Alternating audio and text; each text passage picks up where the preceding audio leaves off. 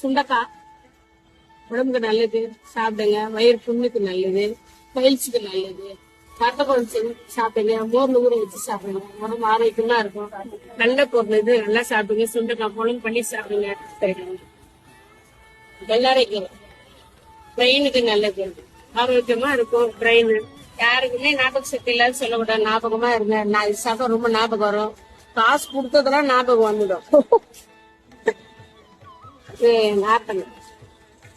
நார்த்தங்காய் பிக்கல் பண்ணி சாப்பிடுங்க, தலை சுத்தல்கள்லாம் ரொம்ப நல்லது, கேஸ்ட்ரிக்கு நல்லது.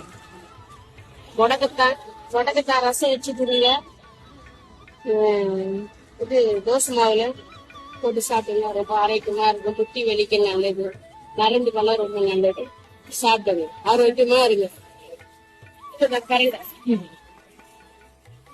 கரண்டை சட்னி பண்ணி சாப்பிடுங்க.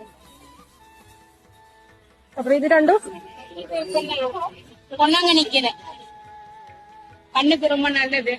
ஜூஸ் பண்ணி குடிங்க, கருவேப்பிலை கூட போட்டு சாம்பார் பண்ணி சாப்பிடுங்க, பொரியல் பண்ணி சாப்பிடுங்க, கண்ணுக்கு ரொம்ப நல்லது. இது நீர் பொன்னாங்கண்ணி.